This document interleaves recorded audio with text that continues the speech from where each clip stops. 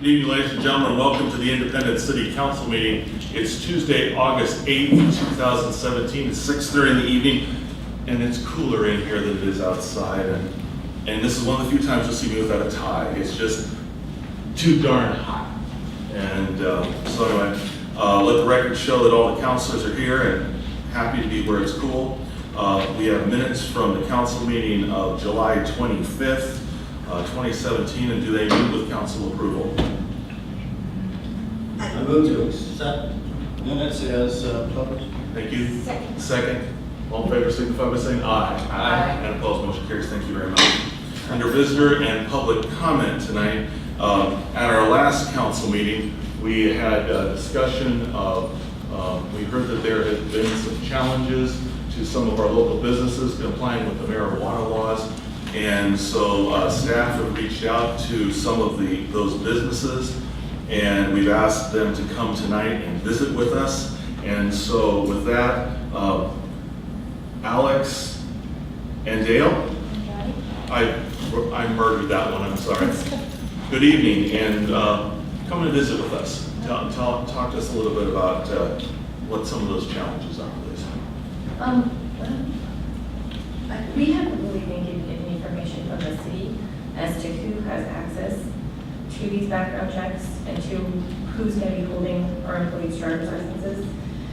My backer actually hired Mr. Lucy, who's like the top marijuana attorney in the state, and is refusing to comply. So I can't physically make someone comply with something they don't want to. I would hope that the state would do a little bit more due diligence and looking into some of the legalities of this, and the fact that the state is already doing their job.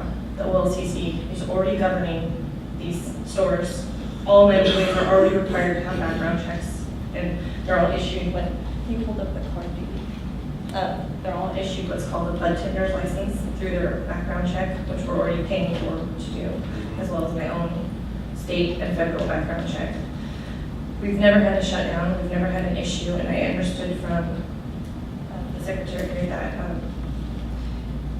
one of the other marijuana businesses just turned over all the information that they also turned over to LLCC, but the city didn't feel like that was good enough. They want a step more than that, which I'm not understanding why. And one of my concerns was, I talked to Eric Pajaza, who is my OLCC caseworker, and he said that he received a phone call from a male staff member of the City of Independence requesting personal information from a file, not from my business, but another local Independence marijuana business. And he was so alarmed by this. He said, I literally got up and went upstairs and said, you're never gonna believe the phone call I just got. Who does this person think they are? Because I don't even have access to that. Like, he doesn't even have access. When our information goes in there, there's like literally levels of security. And our caseworkers don't even have access to that. It's the people who actually do the background checks who have the security clearance to keep those things. We had a typo on our application for our Monmouth store on our email, and they couldn't even go in and correct it because it's so secure. Like, we had to literally start over. So it's very alarming that that phone call was made, and some of the things, like listening to your attorney speak and stuff, it seemed like when I went to the closed door session, you guys had a lot of misinformation going back and forth. And I stopped David in the hall and I was like, well, none of that is actually right that they're even saying. So it just seems like nobody's doing their job when it comes to looking into what we already have to do and what we're required to do and how secure that information is already held. So I need to hear from the city in some way if they're going to really enforce this. I'm not in favor of it, but who has access to this? And that phone call is definitely alarming. One of the things I'm thinking, without naming names, is that someone with a prior drug conviction who may own a marijuana business locally might be information that they were after, just because a lot of people know this without saying names. But after 2 years of that conviction, they changed the law. It used to be you couldn't have any convictions, now it's 2 years. And so that conviction's already gone away, and so now they can actually own a marijuana business, which I wouldn't do. As a state, I'd say none and have it at that, but that's what they've chosen to do, So I want to just make sure, and then we're going to open this up for council questions, and if staff have any questions at this point, because the purpose we're doing is a little fact finding to try to figure out what is the appropriate, balancing different kinds of things. So what you're saying, I think I've got it, is that information, you already provide information to the state of Oregon, Yes, okay? But they don't share that information, is that correct? it's not shared. Okay, it's not shared anywhere, No. okay? And This you're, is for the sole purpose, when we do our background investigations, of making sure that we're not convicted felons, or making sure that we do have to provide our background information to them, that our backers are not, coming from the cartel or something, that it's a real source. And all of that is already, we spend thousands of dollars to have this license process gone through, and it takes a very long time. And then, like I said, our employees also have to pay $100 to do their attendance license, which also includes the background check. So it's all being done already, so it seems really excessive to have us pay to do it again. And if you guys are already getting your 3% tax, you know that this isn't the billion-dollar industry that everyone says it is, especially not in Independence, Oregon, so. council members, do you have some clarification questions that you may want to ask? And then we'll let staff have an opportunity, if you care to, after council. And this is fact finding, we're just trying to kind of understand the issue. So this side of the room, if you have, Yes. please do. Well, first of all, I am concerned if we are getting poor advice from attorneys, because the council relies on advice from attorneys to make cogent decisions. And I realize that's coming from just one person's statement, but I'd certainly like to do some follow-up on whether that information has been correct all along or not. And secondly, I would be comfortable if in fact there is that much processing and checking and double checking done by the OLCC to, in place of doing that again, to get a certification from OLCC saying that all of that work has been done and is in place. We just want some kind of guarantee that the employees that are working in these businesses are don't have the criminal background and don't have the concern that might devalue your place of business. Okay. Do you folks have questions? I probably have more of a question for the Please do. staff, or I'd just like to know, when do you think we will actually be delving into this? And because I probably have more questions of the attorney and of staff, including Chief Mason. I hope he will be able to attend. Right. Well, too. so part of the purpose, part of the purpose of this evening is for you to get a little bit of feedback from the industry. We've heard a lot of, information and advocacy from those that are looking to constrain or eliminate the activity, frankly. What we hadn't heard, what you hadn't heard, was any real feedback from industry folks about the impact of the regulations that you've adopted. We aren't hearing that. And so we wanted to make sure that was shared with you, and if there's an appetite for change as a result of that or not.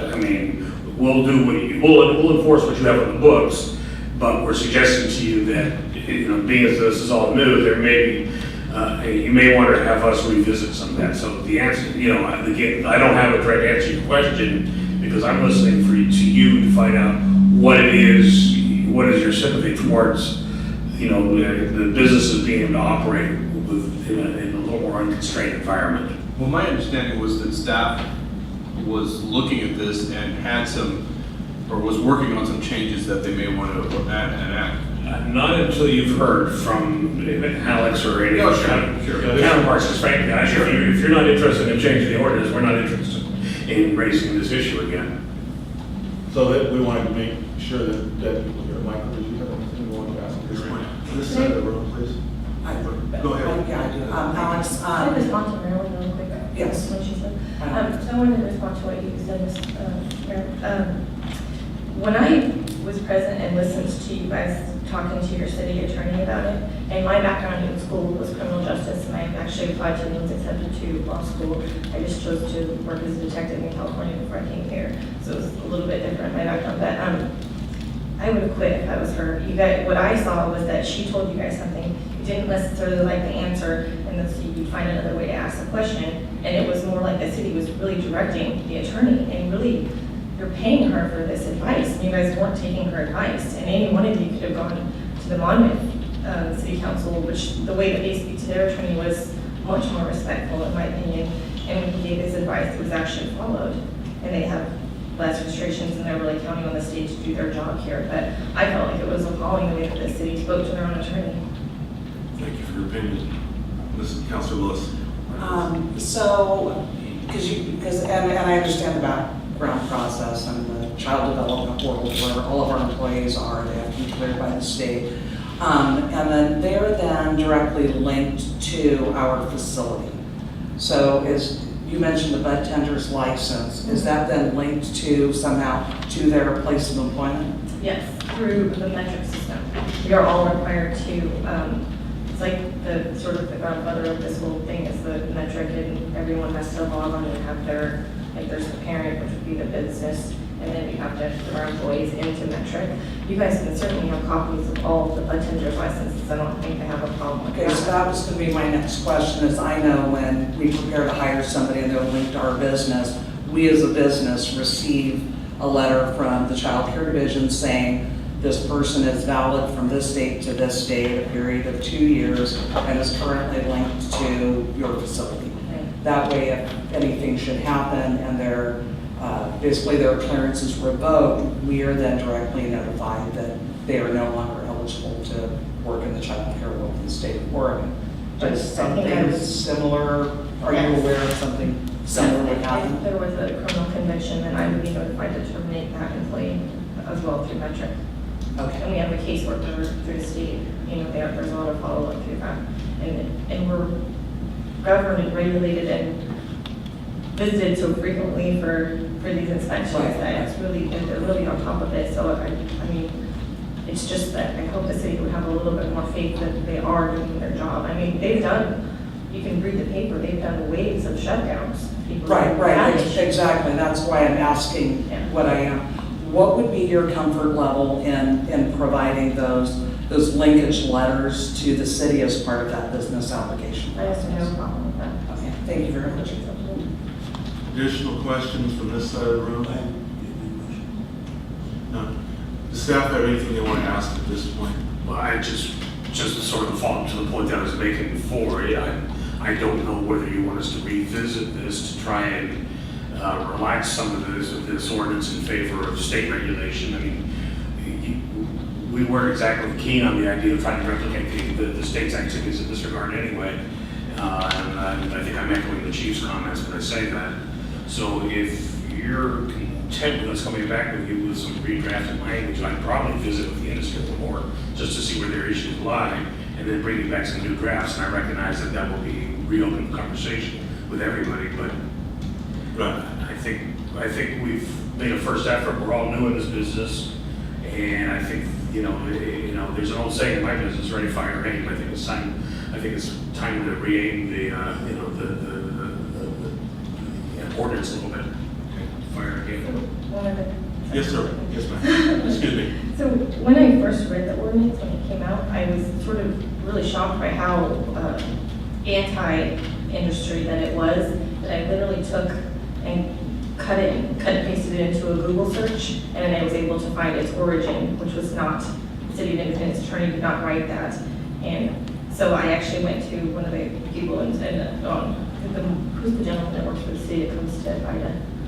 Sean. So I spoke to Sean Irving about it, and I was like, hey, where I come from, this is plagiarism, and it's kind of like she should have done her homework a little bit better, and I was kind of disappointed that she took the most conservative one from back east and applied it to the city without really looking at what other places in Oregon were doing. Just, we have a different state, different rules. Thank you for taking the time to come share. Are there any other marijuana businesses in the room that wish to speak? Okay. What I want to do here is, we have a request, before we direct staff, I'm trying to figure out the best way. I know we have a citizen who'd like to make a comment related to this. Would that be appropriate? I'm trying to keep things bunched together, and we'll do that. And then I think, and then we can move, we can provide some direction for staff. Is that okay with everybody? Mr. Patton, I'm I'm going to ask that you keep your comments to 3 minutes, please. Yeah. Thank you, sir. And I do want to let it be known, we all received your written communication you sent in advance. Yeah, and I'll just repeat it for the marijuana licensed people, for the Thank you. marijuana people. I reviewed the ordinances that ended up written, and one thing I will say to you guys, that ordinance was developed over a period of 5 months with several meetings with the city council and the city, all open meetings. We never had a comment on the license process the entire time. So Go ahead and talk to us, thank you. that's unfortunate that it came out like you don't like it, but there's some things we should, I think should be done to fix it.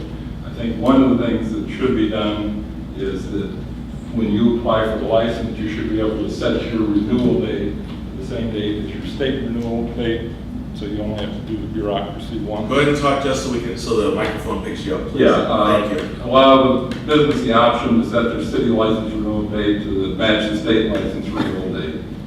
And then we have to adjust the fee based on the number of months, et cetera.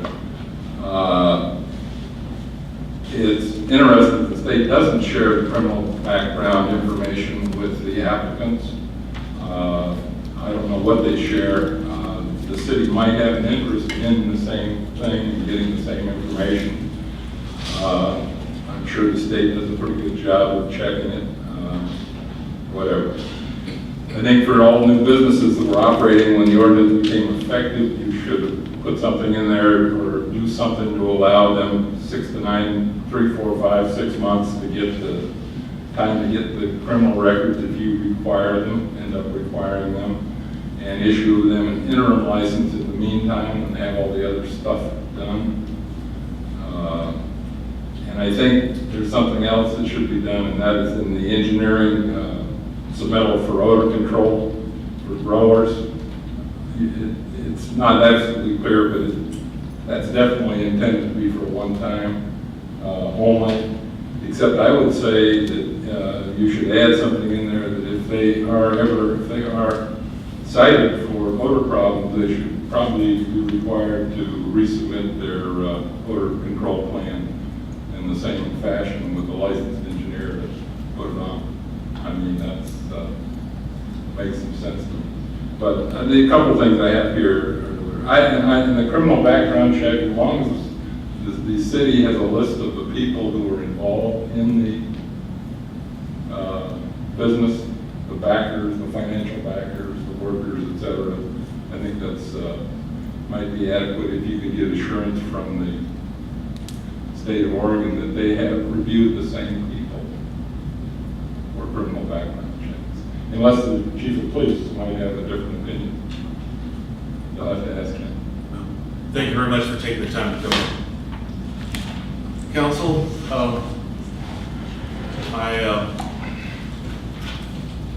I'd like to suggest an action here in for you. I think we've heard that this, Marilyn, you said certification, and yeah, you said certification.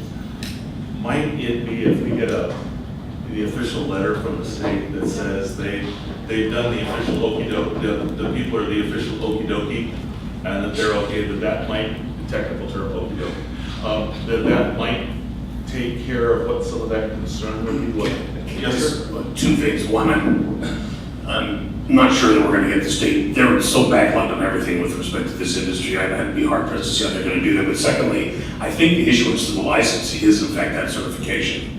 So that means they've gone through all that analysis, that due diligence, and they're issuing a license that these folks are ready to operate and do, you know, with respect to the compliance with state laws.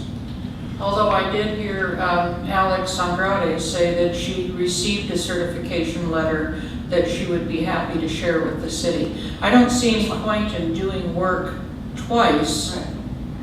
Yeah, are people kind of the same flavor? Sure. Yeah, I mean, I think OLCC is well experienced in this in the state of Oregon. If we could get copies of those linkage letters on their staff, I mean, that's essentially what, I don't see my employees' criminal background checks. Right. I just receive a letter saying they have been approved by this state agency. I wonder if I think and I don't mean to preempt your conversation on this one, but I think our next step is sort of taking what I think is the sentiment here, visit with the industry people, find out what exactly is received routinely by the state, and then share that with you and see if we can kind of fine tune the ordinance to just find that acceptable. Anybody have a problem with that? Okay, I I see. have a couple of other points to that. One is, you're talking about the, I realize we have a different situation here with both, with grower, processor, and retailer, and that may be different than some other cities have, but I would expect that if OLCC has done their due diligence in working on licenses to retail establishments, that they've probably done the same thing with growers and production companies, and I would like to see those rules from OLCC. I would also very much like to see an ordinance or two from communities that have dealt with this already, and one of them, I think, would be to take a look at the ordinance that Monmouth has, because that sounded, I know that Alex has had experience in both communities, and it would be worth us looking at what they have. Suggestions you can use? I'm happy to furnish one on this ordinance, or Karen can do that. If you like that model, it certainly would bring uniformity to how the two cities address this. So- there's a certain beauty to that. So let's do this. I think you've got a sense of the council. I think we're all flowing the same direction. Can you folks move forward in doing the staff work, and let's see what this comes back to. Does that sound okay? Yeah, All right, everybody okay? I'd rather not give you a turnaround time, but we'll work as quickly as we can on this one. I understand there are You a can few. have till after the eclipse. That's overly generous. And so, David, we're postponing any enforcement on the business license regulation until we have this sorted out? Here, we kind of had. Fine, I just wanted to verify. We didn't, we sort of left people in the place that they were before the ordinance and sort of operating as usual. Okay. Everybody knows not to go crazy. Okay. Right, and this is where where reasonability works on all And sides. and this doesn't take any backward steps with the discussion we had with the one processor that's coming in to town. No, those rules you've already adopted those separately. Those are different. Thank you. Okay, I'm gonna move away from marijuana right now. Okay? Yeah, the other comment, I have a request for, make a comment, Matthew Lynn. You just gave me a slip. Okay. You have 3 minutes, please. I'd like to make a formal request to be put on the agenda. Apparently, I'm concerned that the last time I was here discussing my offer of the $50,000 payment, that it was under public comment, and I just want to make sure that this would be an actual item that would be considered. And with that said, the new information and facts that I would like to share, again, formally $50,000 payment to reduce the principal that I owe. That would come with a 2-year extension, as I know we're all aware that there had been another extension, and I acknowledge that. And what I want to say to that is that typically in the commercial lending game, it's usually a 10-year term. And so the first extension was into the 7th year. I'm coming up on the end of that. This extension would be year 8 and 9. So I'm still within a commercially reasonable term that is widely accepted. On the loan to value ratio, which again is an acceptable term by commercial lenders, and using the opinion of value that was provided to you in your staff report from Mr. Alex Roden, a reputable broker, if you do that analysis with that value and my current debt, it does not meet the 75% threshold. So, that's a I think relevant consideration. Additionally, something that was not shared, it's a personal matter, but I was employed in a solar company and lost my job in this last October after 5 years. It was a wonderful career, but there were waves of layoffs, and so, not employed is another factor in why it's difficult to go to a commercial lending source. The environmental clarifications, I want to make sure that there's no mischaracterization or downplaying of what happened there. And so today I spoke with Jim Glass. He's been with the DEQ for 39 years. We had a 48-minute discussion. We spoke at length. He recalls detail about what we did, and over about an 18-month period of time, he and I both went to the Kings Valley Highway old dump and dug numerous test sites, and this is all detailed. So, you know, I want that to be clear, that this relationship with the property goes way back years of solving a problem. And he has made his cell phone available. If anyone is interested, he is available for contact.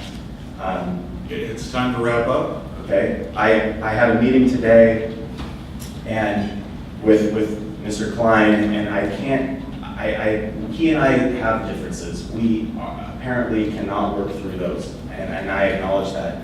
But personal animus should not be in a place of these types of negotiations. This is a bias that is well documented, and I think that when you take the personal side of it out and you look to the merits of what we've done and what we have to show for it down in physical reality, you can see what we've done. It is not unreasonable. It is fair, and it's, you know, I'm pleading to the council, please weigh in favor of a small business. How will this be different this time? Because with this significant down payment and some extra time, As we you wrap will up, be commercially refinanceable. And I promise that this would be the last time if you would take that. Thank you.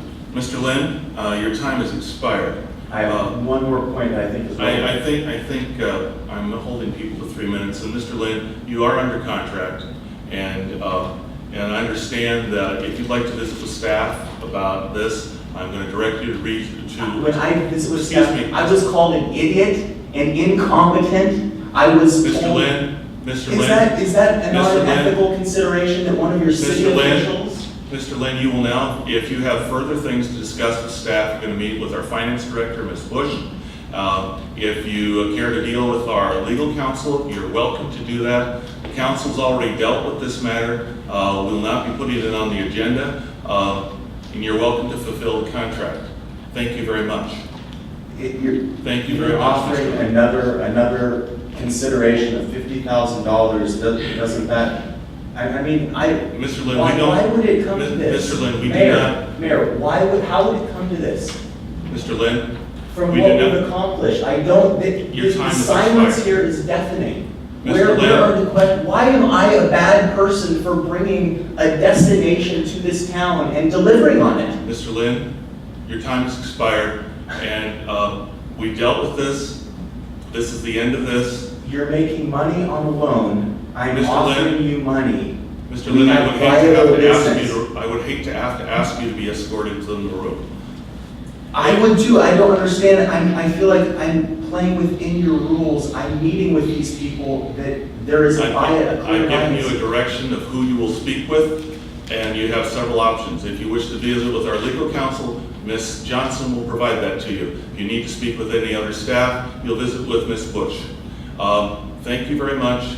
And So there is no response to the new offer of $50,000 payment. the council's chosen. No, the council is not moving forward on that, and so thank you. You can fulfill your contract that you've already signed. Thank you very much for taking the time to come in, and we do have other business this evening. Thank you. So the next thing we have on the agenda, ladies and gentlemen, is mayor's. First of all, before I do that, It's just, that's, Mr. Lynn. after working in this Lynn. community this long and after delivering, this Mr. is the Lynn. end? I'm asking, How does this make sense? Mr. Lynn, I honestly don't understand. I'm ruling you out of order. And you're now out of order, and I would hate to have to ask you to be escorted from the room. So I don't really have due process. There isn't an opportunity. Lynn. This is just a charade. Mr. Lynn, This new information is. I'm asking you to now sit down. I understand. I'm I'm asking asking you you to guys to sit down. consider with reason of. Mr. Lane? I'm Sergeant Pedman. So this is all planned and expected and set up? have to Zen here, where is he represent?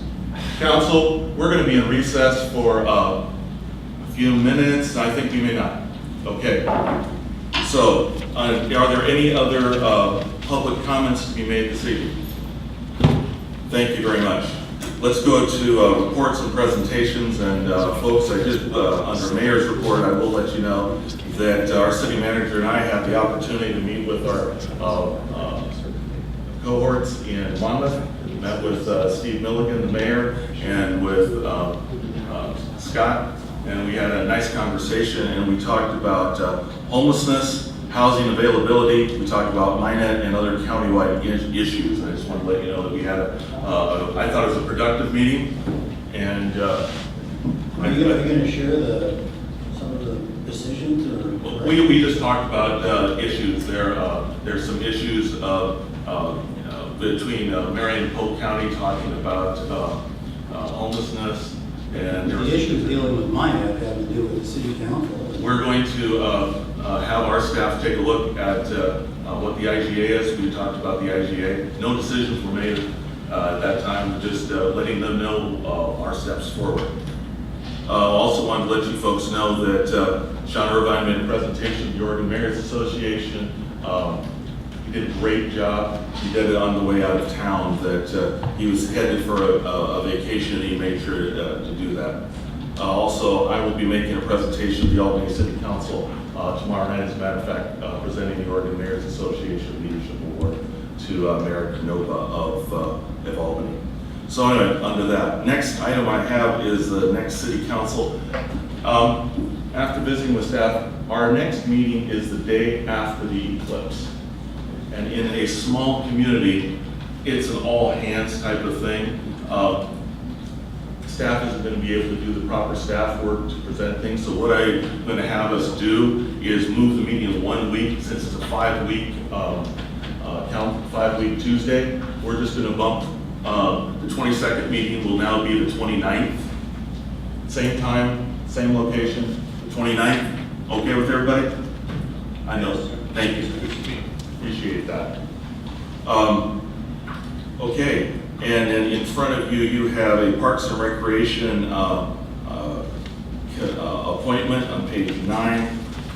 And I recommend that be moved forward, if that's okay with everybody else.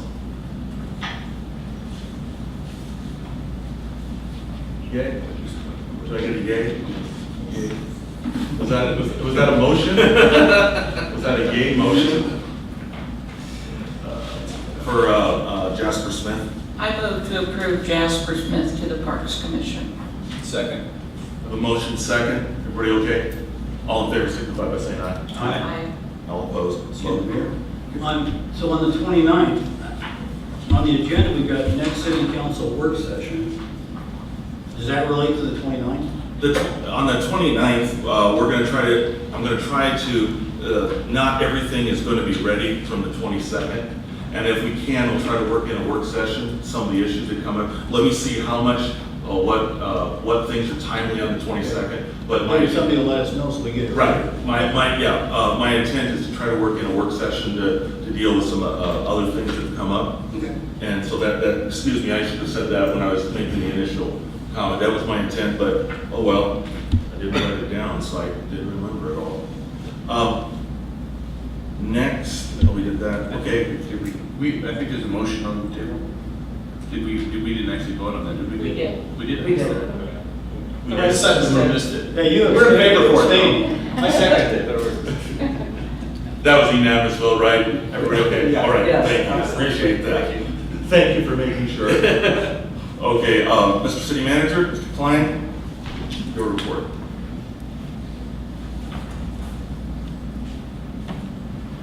Thank you, Mayor, members of council. Just a few things. As you can see, we're a little skinny at our table. Half my staff is on vacation, so we'll just stumble along and see what we can do for you. So just as you mentioned, the eclipse is coming, and it's an all-hands-on event. Camping sites have been full now for quite some time. We are working with the contractor to get out of our camping spots. which he'll be fine doing that by this Monday, so we'll be fine with that. It truly is a hands-on event. If anybody is looking for some volunteer efforts, we have space available for you. We'll even find you a volunteer campsite if you'd like that in exchange for your hard work. So anyway, that's moving along. There's quite a bit of activity to that. With respect to our contractor, I'm feeling like I'm a little loud here. With respect to our contractor, the end of August should put a wrap on everything but the park crossing, which we always schedule for after late in September. So that work is proceeding not quite as quickly as we'd hoped, but certainly with the quality we'd hoped. So that we'll take the latter over the former anytime. So and we're keeping a tight watch on the budget as well. If you've been out there, you'll see today that they finished paving Main Street. They finished the overlay on Osprey, and that should be open, I believe, by Monday. We will have sidewalks poured and trees are already sort of sitting in the holes where they belong on Osprey, and they'll be planning on the extension of the streetscape work on Main as well, together where the new light standards are. So there's a lot of little pieces that are still coming into play, but that work is going along pretty well. When you say open, you mean cars can drive down on it, or people can walk on it, or what? They'll be open to the public. The whole street will be open to the public, I believe, as of Monday. Oh, okay. It's sort of been on and off open. It was open for a while before the last lift of payment was put in, but after the first lift. So it's just a matter of whether we're aware of our construction or not. They're trying to, give us as much mobility as possible and still get their work done. So that's moving fine. All the easements have been executed. There's the question of the easements that gives us access to behind the Main Street property. So we're on board to move towards a contract to get that parking lot done. To bid that contract probably sometime in the winter, and then get that as a spring job to get that parking lot completed as well. So that's parking in the back for Lions Oaks, public, other employees. So that's moving forward. As you know, we received quite a bit of money from the state, so we have a number of proposals from Greenworks that we're moving them on.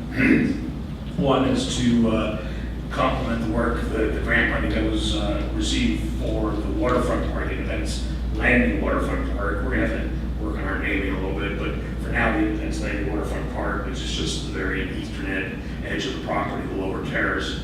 That we'll be able to have a little bit of work, a little bit of construction into that effort. So that's underway. They're going to start a couple of other projects. One is the master planning. He's already in the budget, but the master planning for Riverview Waterfront Park. So that's where the parking lot now is next to the amphitheater, and work its way into the river. So it's just clean up that whole property and get something really spectacular there. And then get the wayfinding system, nice signage, get that work done as well. Start getting those signs fully designed and ordered and get those installed. A couple other small projects. We have a dog park and a sunset park planning projects as well that we haven't scheduled yet, but that will probably come on this year as well as part of this effort. So a lot of park this year, a lot of park planning, a lot of actual park work. So it should be kind of fun projects to manage and see that really support the public. Questions, or I'll just kind of go on. Keep going. Is there going to be a second dog park? Is that what you mean? No, we're just going to, we need to get ADA accessibility to the park, get some paved path into it, which is a little what we're doing with the, whether we do a go, no go on the shelter at that facility. So we're just working through some of those little issues in advance of getting that work started. One other question about the contract work. The work across the park that you said was scheduled for September or after, and the paving work that's going on behind the buildings on Main Street, is that considered part of this whole infrastructure project, or are those a separate issue so that development work could begin whether or not those are still going on? Well, the park crossing is needed to serve the proposed development. It'll be well in advance of that development. that work will be done in the fall. The development, it started in the spring, that's 18 months to 2 years to get that first building open. So it's a pretty good lag before we actually need that infrastructure. The parking behind the Main Street properties, that was never integral to the development project. It's just a nice complement to that whole development site that serves a need that we wanted to serve. We'll be coming back to you with probably a short list of projects, maybe on the 29th, of things that we want to go back to IFA and say, okay, here's what we want to do, here's what we, and here's what we can or cannot do. We're going to match the budgets of the resource. And you said 18 months to 2 years until the first building is opened? And after construction starts. Okay, so we're looking at beyond today then, so our hotel probably wouldn't open then until 2020? Well, hopefully the summer of 19, but I don't know. We're still a little bit out of school in what we project. Yeah, I know they might be able to build that a little. I've seen some hotels that go at much good quality. We'll wait till the developer. Yeah, I mean, this isn't cookie cutter, so it's a design, it's Right. a design, so. Just continue forward, please. Yeah. So the audit field work is underway, so they're upstairs, they're interviewing employees and doing their early work on the audit. As the mayor mentioned, we've, the two city managers, two mayors met to discuss, and mostly homelessness in mind. The homeless, just I'll fill in a little bit of the blank that if you're okay. The homelessness piece, we are going to follow up with the Council of Governments. They've hired, or they are in the process of hiring a staff person. We're going to see if there's room to share that person to do a little work on this side of the river. It's being paid for by the big cities over there, but we'll see if there's a way we can participate in that. And the MINEC work was just really consistent with the conversations you had with my staff. So nothing new there. Good. You will meet Steve Donovan tonight. We had an earlier meeting. Steve Donovan will be doing our rate work. He's in the audience, and Gloria will give him a more appropriate introduction than I just did. So we'll have that happen. If you will see also tonight, so I'm sort of having my notes, and I realize some of this is on the agenda anyway, but you'll see a demonstration tonight of the Open Indy portal, which is just kind of an exciting thing for our public that is wanting to get a little more information about the city's finances. It's all you ever wanted to know about the money. Gloria and Jason and I attended a performance management workshop. Why that's of interest to you is because you added it as a goal or a strategy in the strategic plan. So trying to start work on how do we define performance measures, how do we make that information, again, transparent to the public. Gloria's department has really sort of taken an initial shot at that, and it looks pretty good. So that'll take a little work to get to from where we are today, which is something on a whiteboard to where we have something that is available to the public. But we've taken those steps, and we're taking you seriously in terms of what you want there. And then finally, this Saturday is one of the fun events for me of the year. I get to judge babies. So at the fairground, if you want to see pretty babies or not so pretty babies or whatever kind of babies, come on out to the fair this Saturday, and you can see what I see. Thank you, Mr. Klein, appreciate it. Ms. Butch, I think it's your turn. Excuse me.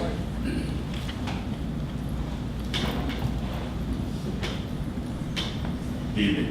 Good evening. So, a few things to share with you.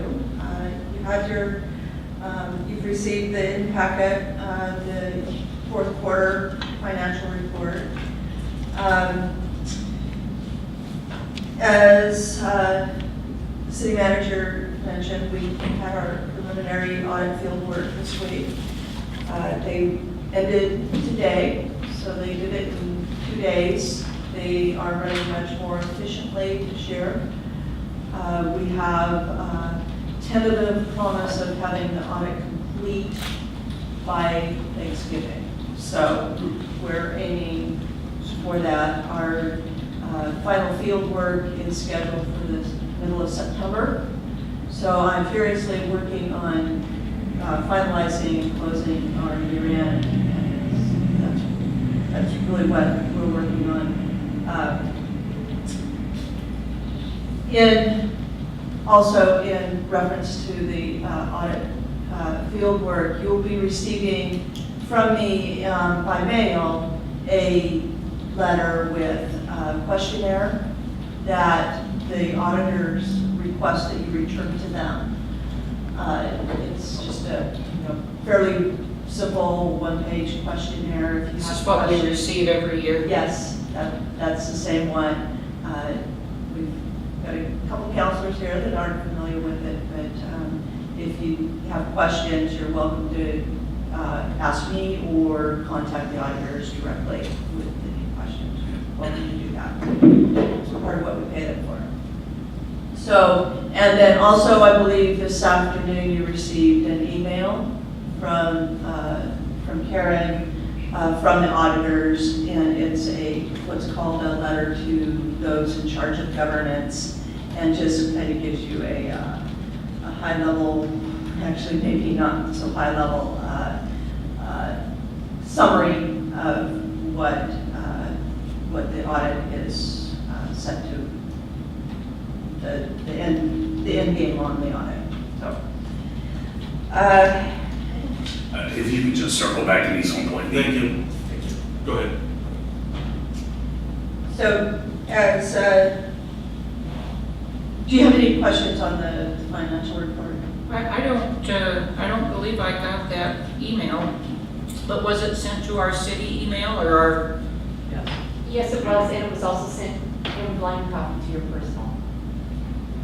So I'll kind of go double check, but it at least was sent to the city. Be sure you have my current personal. Okay, continue on, please.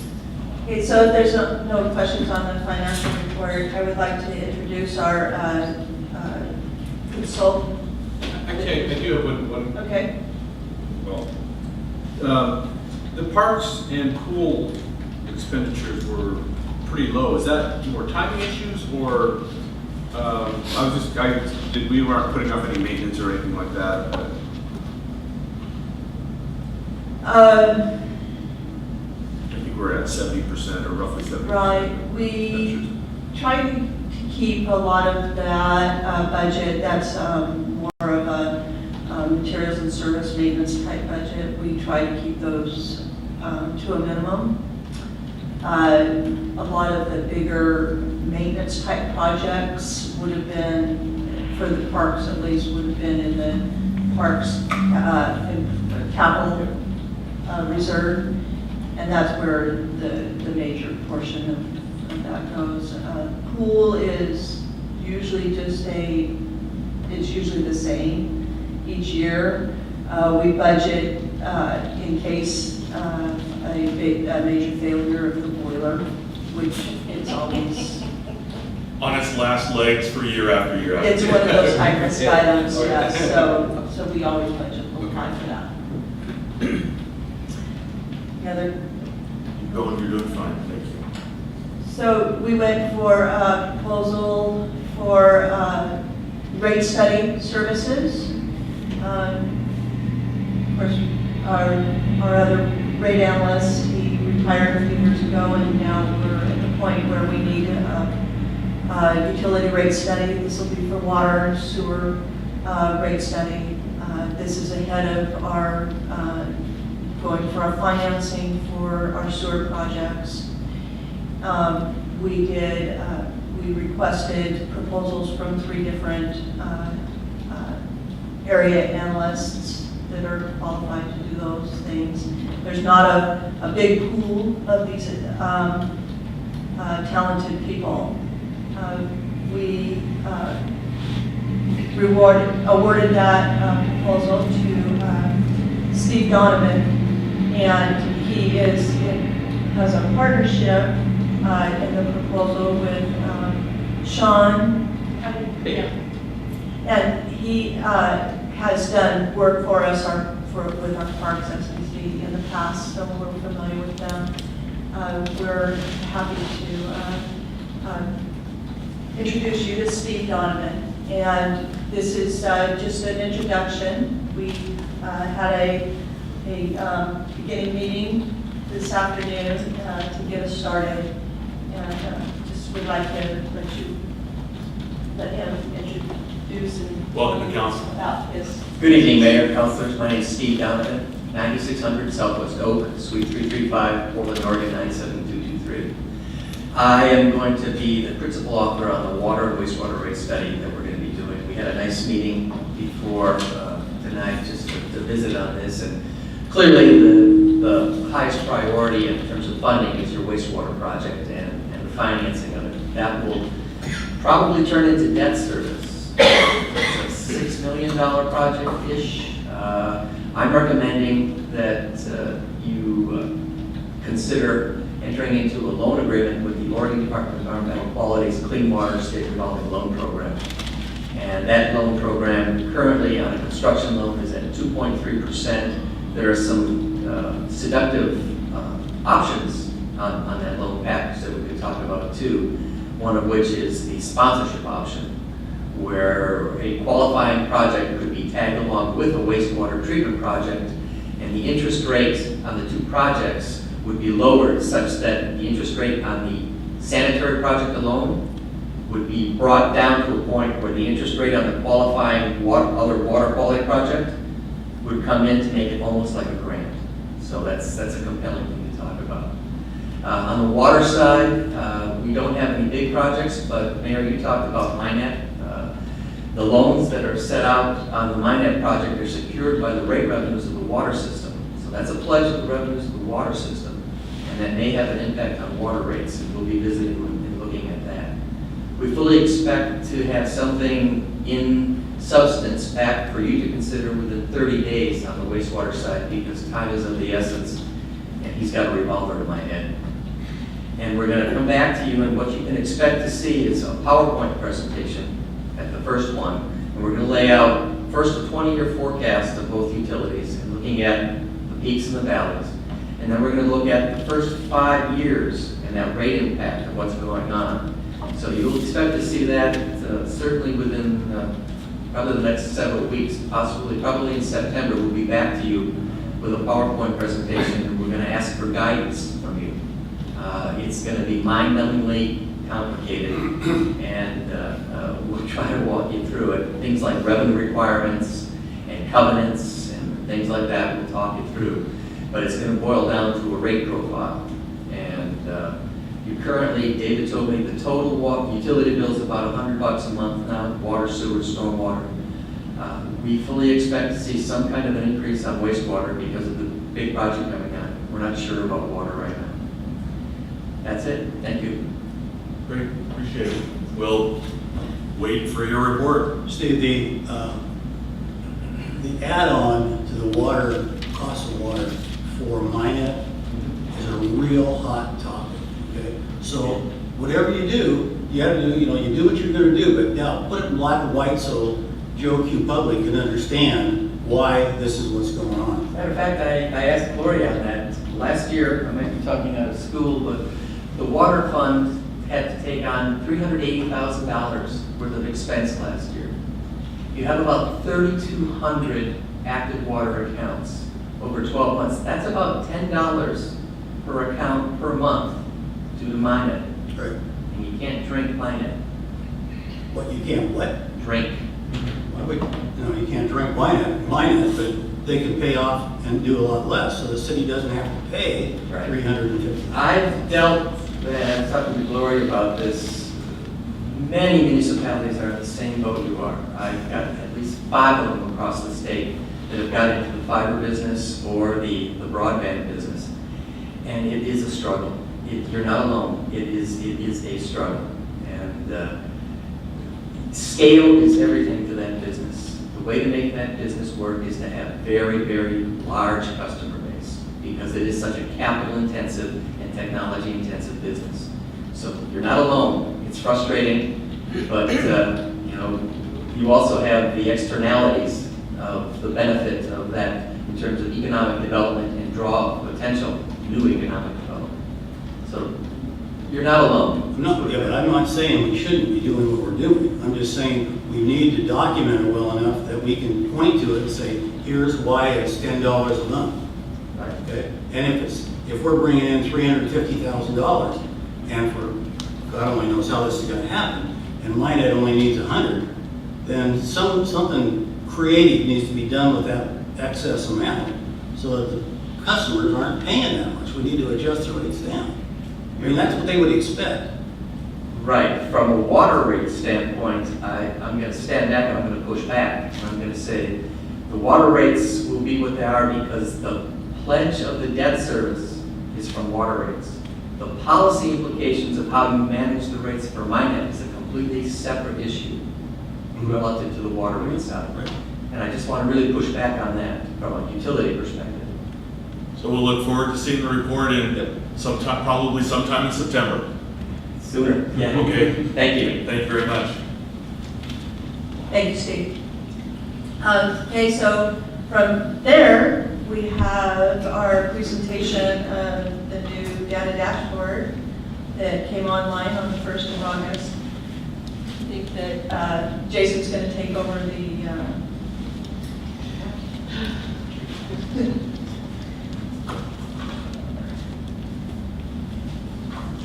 Great picture. All this stuff is really good. Good talking to you. Jason's learned a whole lot more about finance than he ever wanted. Wait, Believe that.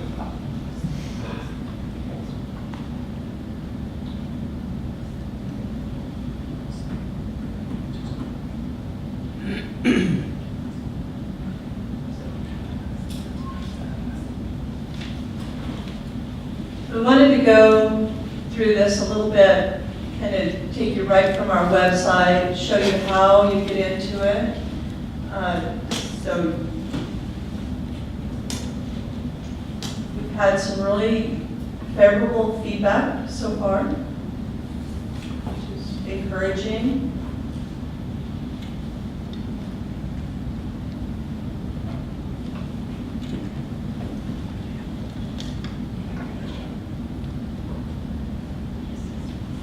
So this is on our finance page of the website, and then you see your Open Indy Transparency Portal. Click right into that.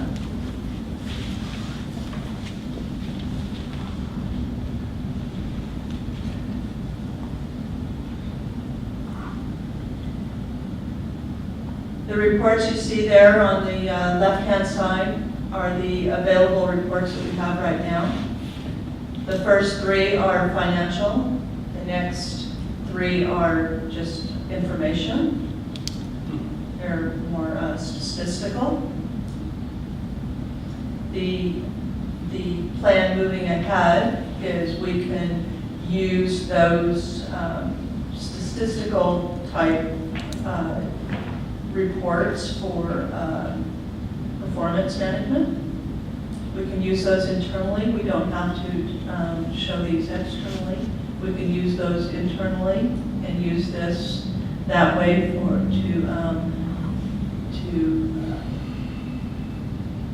watch our progress as far as performance management.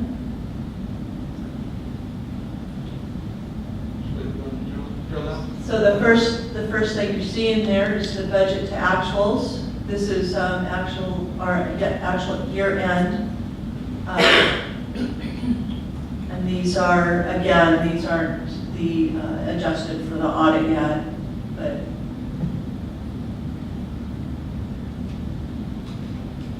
so there you can you click into that and you see the various graphs. You can click into what a single line in the graph, such as, if you scroll back up, Jason, say capital outlay.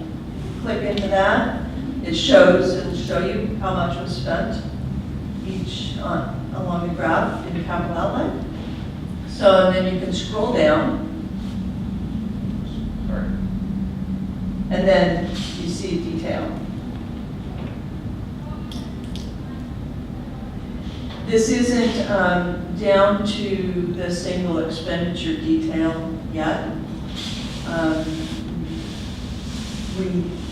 want to kind of give a higher level view at this point until people get used to what they're looking at. And then we kind of get a better feel about what information people are looking for. We don't want to saturate everybody with too much information. We do want to get the information out there. We want to get everybody informed. But, sometimes too much information really just doesn't do the. It seemed like during the budgeting cycle, I remember asking the question, but I may not remember the answer correctly. A lot of times you said the reason we're lower than budget is because we're pretty much flatline the budget, but your spending doesn't always go flatline. Right. But so that's going to open up a lot of questioning then. Sure. So okay. Yeah. Yeah. The next one is the annual report.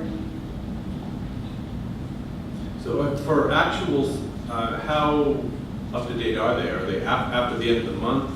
This will be updated after I close each month. So I typically close a month. I strive to do that by the 15th of the month and get our department heads all of that information so it's timely. And so at that same time, we'll be updating the portal. So a couple of weeks after the end of the month, Yes. it should be pretty close. Yep. Okay, thank you. So the annual report, it's kind of the same really as the budget to actuals.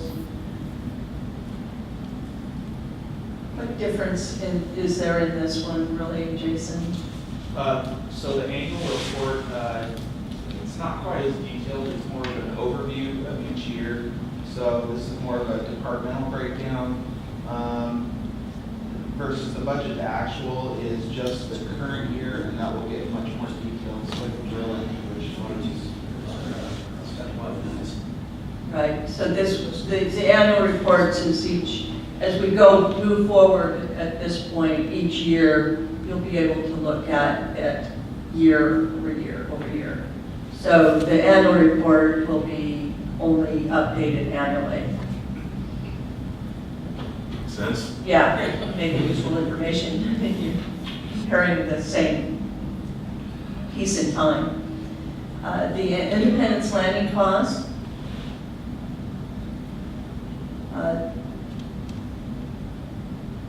Want to click into that one?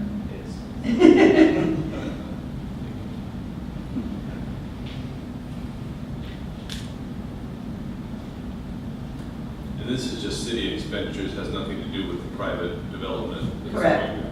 Yeah.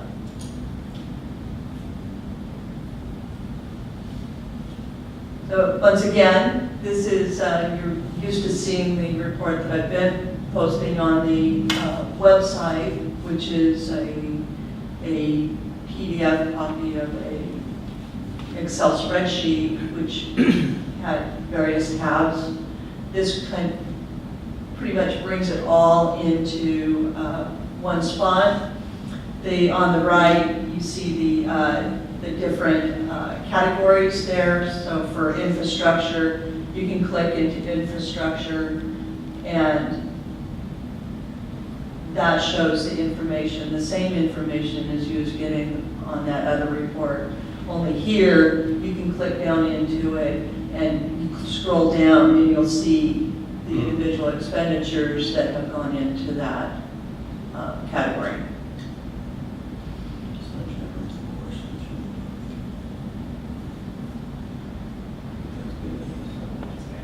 What's that? So another thing on this report, if you really wanted to find a certain thing, you can also search by keyword in the table. So if you wanted to find every expense that Spirit Way, I saw that one on there. So you can search for just part of the keyword. This computer's slow when it does that. So then it will just bring up every single expenditure. So that's what we've spent in legal fees on this project. Yeah, so that's an example of how you can search through the data So right now, we're only under infrastructure because we clicked into that and then we searched for the term sphere. So it's only returning the results that have sphere in the name that are also in infrastructure. So do we, how much can we drill down, say, into the budget and actuals? The budget and actuals currently is just down to the account, it's not at the transaction level. And it, like you said, that's something that we can incorporate. Again, we kind of want to get a feel of how you guys want to use this, what information, how you want it displayed, and we can kind of craft it. Everybody good? Okay. You know, Councilor Day has a good point about this is going to generate a lot of questions. What is the best way for someone, a citizen that wanted to get those questions answered? Right, they can, I believe if they hit this portal, is it me that they call? And on our website, my phone number is right there. They can call me directly. I've had a couple calls now, and I had a very wonderful conversation with a gentleman yesterday, and we talked for about an hour, and he really looked this over very well, and I was happy to hear his feedback. And so, yeah, and so that it's pretty much direct contact. If you got a question, in the IO, they did a article about it, and my number is in that article, and email address. So, and any of the staff that's asked will respond quickly. Great. I'm sure we'll all get a chance to use it and learn. Thank you. That's all I had for now. Thank you very much. Appreciate it. Mr. Klein, you wanted me to get back to you. Yeah, well, two things. Let me add, there are active links again to Crime Stats Indie Works for the, they have a lot of information, there's been lots of requests and a lot of follow-up on it through Indie Works. It's become a real well-accepted standard for the city, so that shows up on this display as well. So then I think there was one other, I forgot what the other link was, but so that's it. The other thing I just wanted to say, and I forgot to mention in my report to you, is thank you very much for the consideration of my compensation and the results you gave me. So I just wanted to express my appreciation for that. Thank you. I'm going to keep us moving forward. Sergeant, I think we have a Western Days report. Good evening, welcome council. Good evening, Mayor and City Council. I'm Dino Bañuelos of the Independence Police Department, currently assigned as one of our sergeants. So this 4th of July actually marked my 4th year as the security advisor for the Western Days Commission, and but I've also worked about 14. I missed one because of my daughter's birth. That's the only one I ever have. I've worked 14 others, and in my opinion, this was one of the most boring, if not the most boring, at least from our perspective, and that's a good thing. As I mentioned in my memorandum, one of the key factors in achieving this result is proper staffing, of course. And I can't highlight that enough. As a small agency, as a small community, we learn to be resourceful, of course, and do more with less. But that can only take us so far. And the attendance numbers show just how much the event continues to grow. And during my career, our department has only grown by a single officer.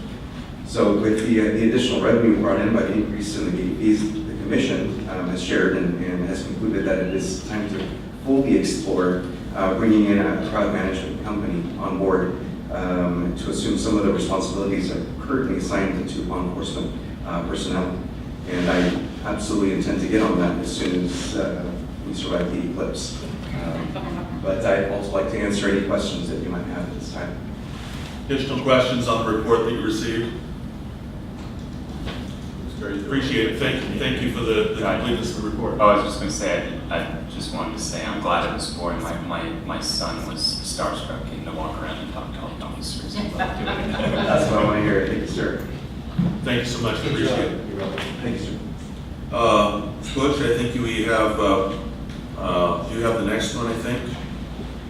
I think this is just the annual signatures,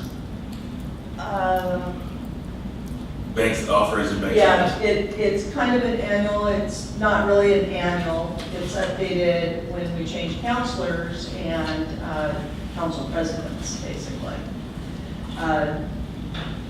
The only change to this is to add our new council president and take off the old. So this is a action item that we have to do so we can send checks. I move to adopt resolution number 17-1461, authorizing the signatures for the City of Independence Bank accounts. I have a motion. Second. I have a second. Discussion. I think everybody's okay. All in favor signify by saying aye. Aye. And opposed, motion carries. Thank you very much. Sergeant Headland, I think you get to do the next one, please. Good evening, Mayor, councilors. I'm here with there should have been an addendum to your packet for the liquor license application for the Road Rampage. It's going to be coming up next weekend. This is going to be kind of hosted by Northwest Fit Games. They've had this event at numerous locations.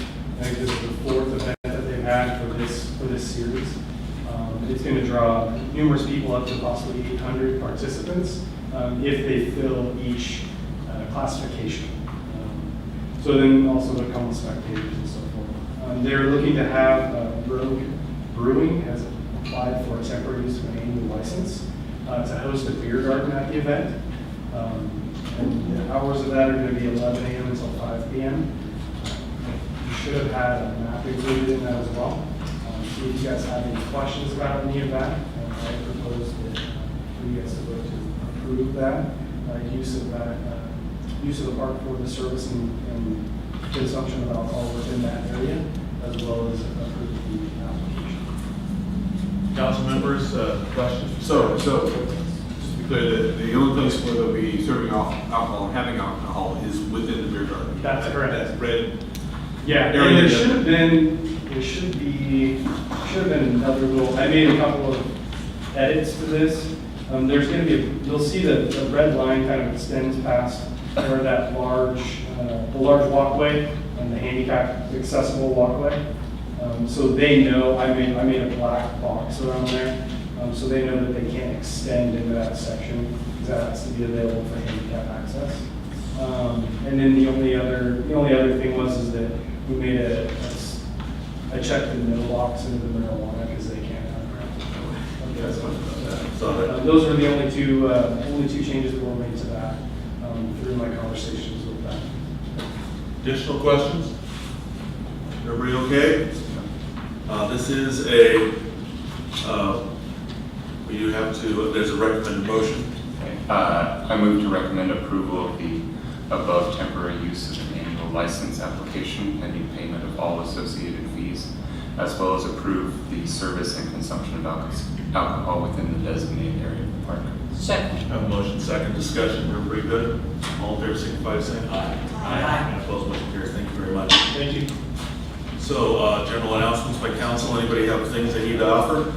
Add, say? Tomorrow at noon at the Women's Club or the Polk County Service Center, whatever The it's called. historically named women's The club. historically named Women's Club is a forum for the Monmouth Independence Chamber of Commerce addressing issues in Polk County, and the speakers will be Craig Pope and Mike Ainsworth.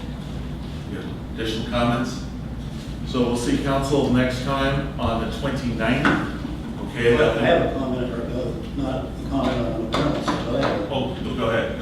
I tracked what somebody on Monmouth City Council's, puts out some stuff, okay? And they're talking a lot about town hall meetings.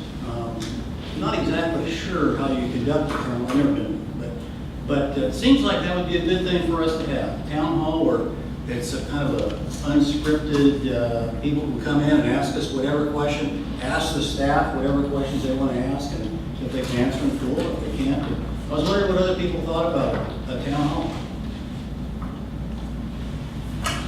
Pluses and minuses. I'd be open to it. I would too. Are we getting people coming into the, our Any comments? Cindy comments, thank you. Are we getting many people coming into there? Just curious. Not overwhelming, no. I'm remembering back to our, I know they were for a specific purpose, but the Vision 2020 meetings that we had, and there was a stated subject, but there was an awful lot of input from folks who were interested to come and have their say, and I believe we had hundreds of people show up. And I would, a town hall meeting, I would certainly maybe pick a subject of the day to focus things around rather than let it be just an open forum. Well, I think my subject would be, why isn't Ken Day here? And Ken and I talked earlier about this on the phone, and I told him I'd also like to see something similar to this on a two-town, maybe a three-part forum, which would be Monmouth, Independence, and Western, having a town. Maybe we could think about it, and then when we get back together again, and discuss a little more. John, put a list of things, so we can make sure it's on my list. You want to just bring it up at the study session? Sure. Sure, we can put that on the list. Karen, you keeping a list? Somebody's keeping a list. One in there. Additional comments? If not, let's go home and have dinner. Somebody adjourn us. Move to adjourn. All in favor, signify by saying aye. Aye. And opposed, thank you very much.